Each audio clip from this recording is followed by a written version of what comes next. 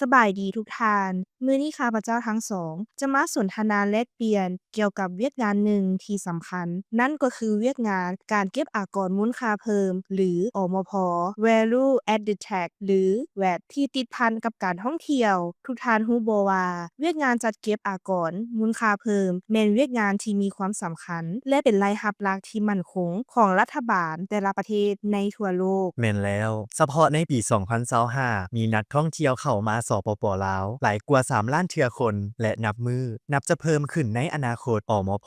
ที่นักท่องเที่ยวสำระให้แก่สินค้า และการบริการในสปปลาวแม้นมีมูลค่ามหาศาลอย่างใดก็ตามเวียกงานการติดตาม และเก็บอมพ ก็ยังมีสิ่งที่ท้าทายหลายอย่างเฮ็ดให้การเก็บรายรับบ่สามารถปฏิบัติได้อย่างเต็มเม็ดเต็มหน่วย ซึ่งนี่ก็แม่นเหตุผลหลักอาจเกิดจากกลไกการคุ้มครองที่ยังบ่ทันมีประสิทธิภาพสูงเท่าที่ควรทรงวางของระบบและระเบียบที่เปิดให้สามารถลบหลีกการมอบพันธะอากรแม้นยังมีอยู่ เพื่อเป็นการหาทางแก้ไขปัญหาพร้อมทั้งช่วยให้รัฐบาลคุ้มครองการจัดเก็บรายรับธนาคารส่งเสริมกสิกรรมจำกัดหรือ APB ในนามที่เป็นสถาบันการเงินหนึ่งได้พัฒนาระบบ MSP ที่มีประสิทธิภาพสูงในการติดตามอมพช่วยรัฐบาลเพื่อให้คะแนนกรมช่วยสหกรณ์สามารถนำไปเป็นบอนอิงอีกช่องทางหนึ่งในการกวดกาและติดตามอมพจากผู้ประกอบการตามระเบียบการ ระบบ MSP แม่นจะบ่ได้เฮ็ดหน้าที่จัดเก็บอมพ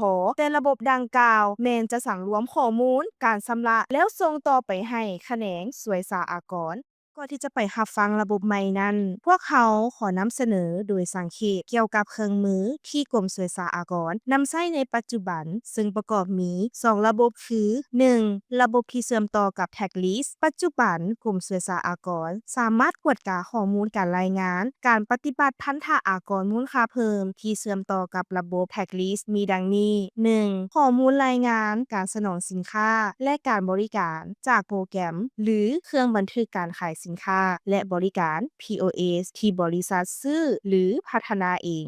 2. ระบบ e-tag invoice ข้อมูลรายงานการสนองสินค้าและการบริการจากระบบ e-tag invoice ที่รัฐบาลกำลังทดลองจะตั้งปฏิบัติโดยสนองเครื่อง POS ให้แก่หัวหน่วยธุรกิจโรงแรมแหล่งท่องเที่ยวและสถานที่การบริการอื่นๆ ถึงว่าจะมีการนำใช้เครื่องมือที่เป็นระบบ POS เพื่อติดตามและเก็บอากรมูลค่าเพิ่มตาม2ระบบที่กล่าวมาข้างเทิงนั้นแต่จำนวนหัวหน่วยธุรกิจที่เชื่อมต่อกับ2ระบบดังกล่าวแม้นยังมีน้อยหลายซึ่งคาดว่าน้อยกว่า 1% ของจำนวนหัวหน่วยธุรกิจทั้งหมดที่มีในขอบเขตทั่วประเทศ แม่นแล้ว นอกจาก2ระบบนี้แล้ว การจัดเก็บอมพจากช่องทางอื่นๆแม้นยังบ่มีเทคโนโลยีที่รองรับและยังอาศัยการสรุปยอดขายส่งเป็นเอกสารแบบดั้งเดิม ซึ่งมีขอบเขตที่จำกัดบ่กวมเอาหัวหน่วยธุรกิจที่บ่มีเงื่อนไขเชื่อมต่อระบบ และเปิดช่องว่างให้มีการปิดบังข้อมูลการขายตัวจริง แล้วถ้าหากรัฐบาลจะลงทุนสร้างโครงรางพื้นฐานจัดเก็บอมพ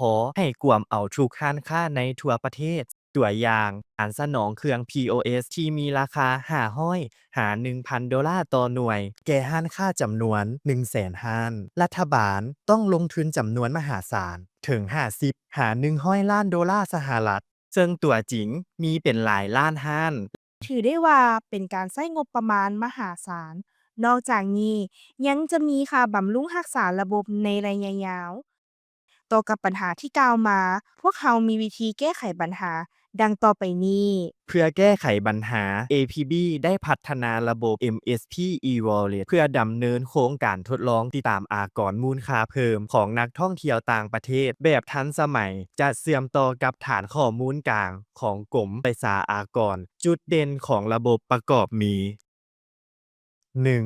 บ่จำเป็นต้องลงทุนติดตั้งอุปกรณ์ใดๆ นักท่องเที่ยวสามารถนำใช้โทรศัพท์ของเขาเจ้าในการสแกนจ่ายและเชื่อมต่อเข้ากับระบบ WhatsApp โดยตรงซึ่งทุกธุรกรรมจะถูกบันทึกทันที 2. สะดวกสบายนักท่องเที่ยวสามารถเติมเงินจากบัตรเครดิตเข้าแอป MSP e-wallet ได้ก่อนเดินทางมาลาวเมื่อมาฮอดก็สามารถสแกนลาว QR Code ได้ทันทีเฮ็ดให้สามารถติดตามอมพได้อย่างชัดเจนซึ่งช่วยให้นักท่องเที่ยวบ่จำเป็นต้องซื้อซิมโทรศัพท์หรือแลกเปลี่ยนเงินสด ถูกต้องระบบ MSP e-wallet จะเก็บข้อมูลการชำระจากเบื้องผู้บริโภคโดยตรง แตกต่างจากปัจจุบันที่รอท่าการรายงานจากผู้ขาย ดังนั้นข้อมูลที่จะได้มีความครบถ้วนสมบูรณ์กว่า นอกจากนั้นระบบแม่นถูกออกแบบมาให้เฮ็ดเวียกร่วมกับคู่ร่วมยุทธศาสตร์ทั้งภายในและต่างประเทศ เป็นต้นแม่นบริษัทโทรคมชั้นนำของลาว บริษัทผู้ให้บริการแอป Messenger เช่น WhatsApp WeChat LINE Telegram และ Alipay ถือว่าเป็นการเปลี่ยนวิธีเก็บกำข้อมูลจากผู้ซื้อ ซึ่งช่วยลดช่องว่างในการรายงานยอดขาย ระบบนี้จะตอบโจทย์และส่งเสริมธุรกิจของสปป.ลาวได้อย่างดี แม่นแล้วซึ่งทั่วโลกกำลังลดผ่อนการใช้เงินสดเนื่องจากการถือเงินสดแม่นบ่ปลอดภัยและบ่สามารถติดตามได้ การเพิ่มช่องทางบริการชำระผ่าน MSP e-wallet แม่นสอดคล้องกับนโยบายการหันเป็นดิจิทัลของรัฐบาล และเป็นท่าแฮงที่สำคัญช่วยให้รัฐบาลสามารถติดตามและจัดเก็บรายรับอมพได้อย่างเต็มเม็ดเต็มหน่วยในอนาคต